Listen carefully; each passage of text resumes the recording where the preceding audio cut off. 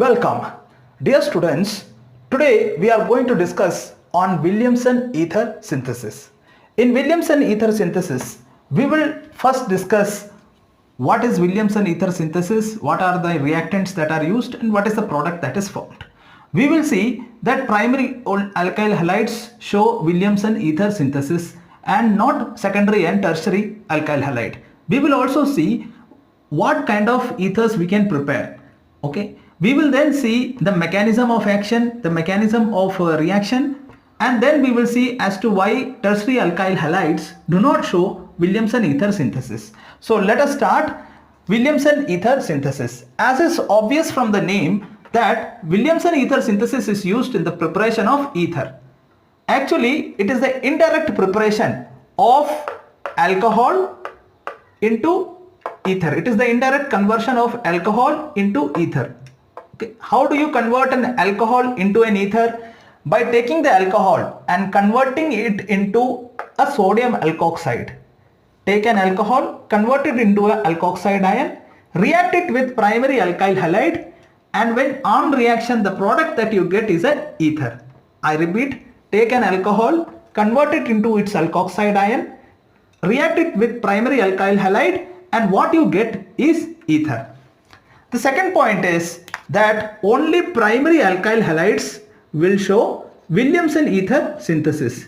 I will come to this point later as to why only primary alkyl halides show and why not secondary and tertiary. We will come to it later. The third point is that it can be used for the preparation of two kinds of ethers. The first is symmetric ether and the second is unsymmetric ether. So let me synthesize a symmetric ether and an unsymmetric ether before you using an example.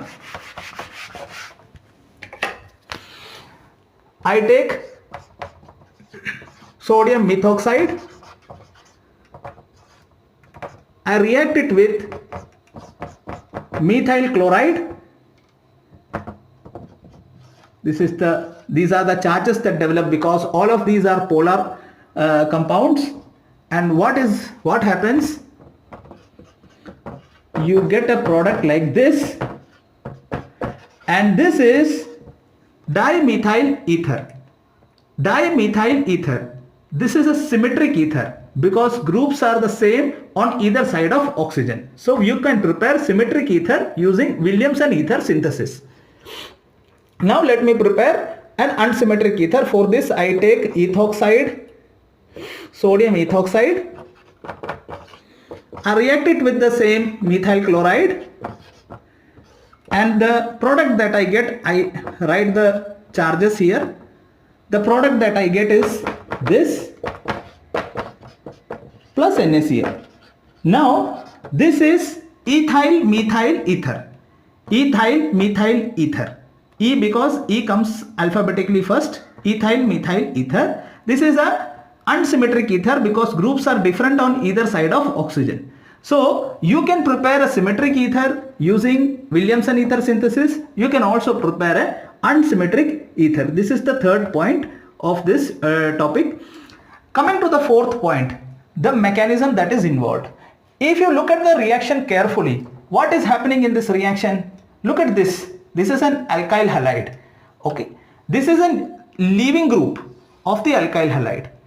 And this is a nucleophile, correct? This is Nu minus. Okay.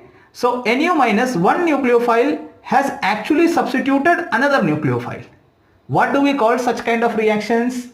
We have discussed it in our earlier videos. Such kind of reactions are referred to as nucleophilic substitution reaction. Now look at this reaction also. Here also one nucleophile actually has replaced another nucleophile. This has actually replaced Cl minus, right? And we got OC2H5, right? So here also we are seeing that the mechanism is nucleophilic substitution reaction. If you remember the second point of this video, what did I mention? Only what alkyl halides? Primary alkyl halides show Williamson ether synthesis. Only primary alkyl halides show Williamson ether synthesis. Nucleophilic substitution reaction is the mechanism, then what would be the probable pathway that it would take? Primary alkyl halides take SN2 pathway for nucleophilic substitution reaction. If you want to know SN2 pathway, kindly refer my earlier video SN2 reaction, bimolecular nucleophilic substitution reaction. In that video you will come to know what is SN2 reaction and what is nucleophilic substitution reaction in detail. So primary alkyl halides show SN2 mechanism. So this is SN2 mechanism through which these symmetric and unsymmetric ethers are formed. To understand much better the mechanism, let us look at the mechanism itself. So I take my methoxide, sodium methoxide, and I draw our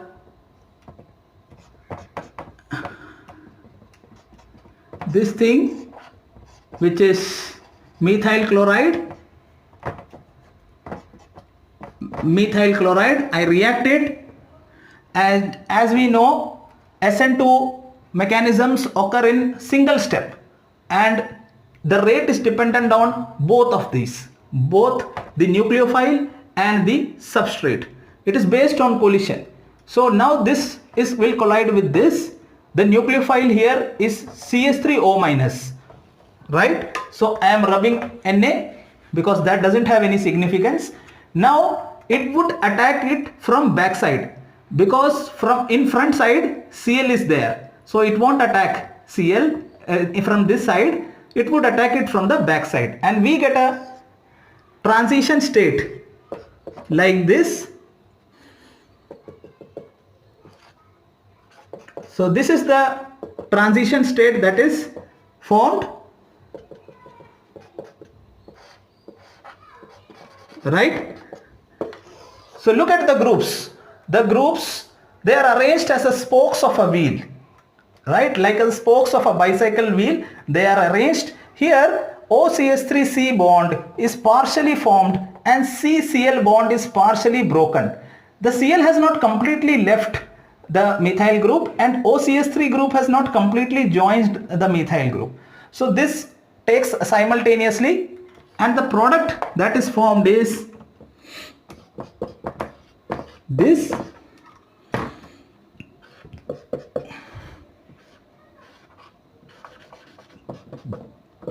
So this is the product that is formed. Just note, look at this, compare this with this. What has taken place? Inversion of configuration has taken place. Because of what? Because of backside attack. So because of backside attack, we got a product that is inverted or of inverted configuration. This inversion is referred to as the Walden inversion. So in this way we get the ether, right? Now coming to the fifth point, why does not tertiary alkyl halide show the reaction?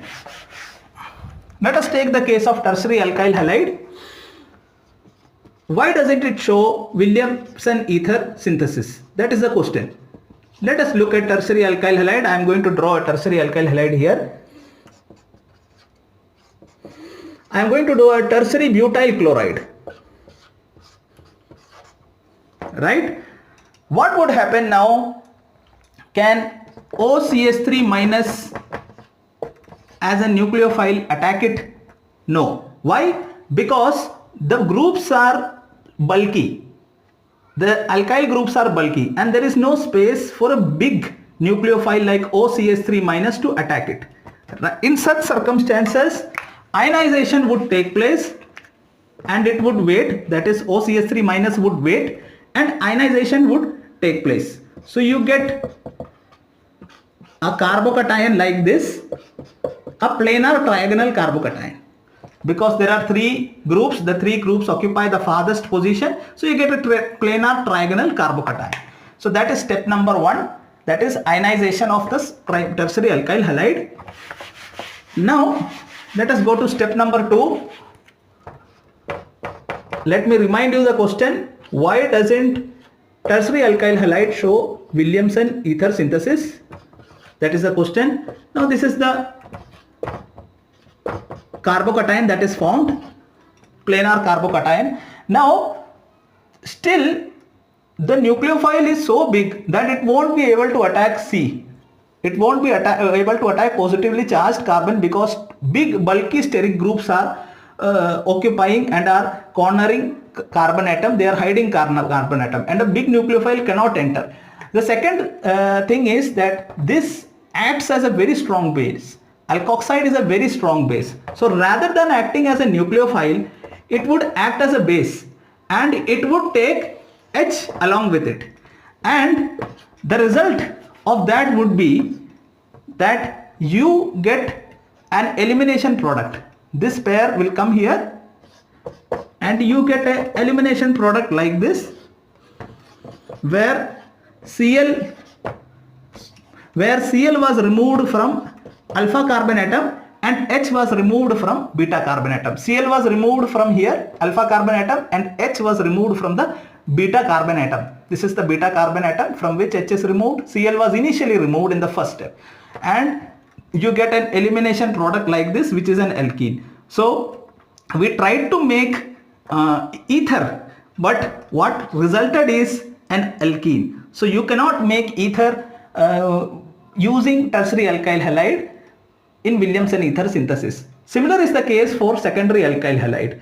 You can only use primary alkyl halide to make an ether, be it symmetric or unsymmetric, and the mechanism of action, as obvious, is the SN2 mechanism, where collision of reactants takes place.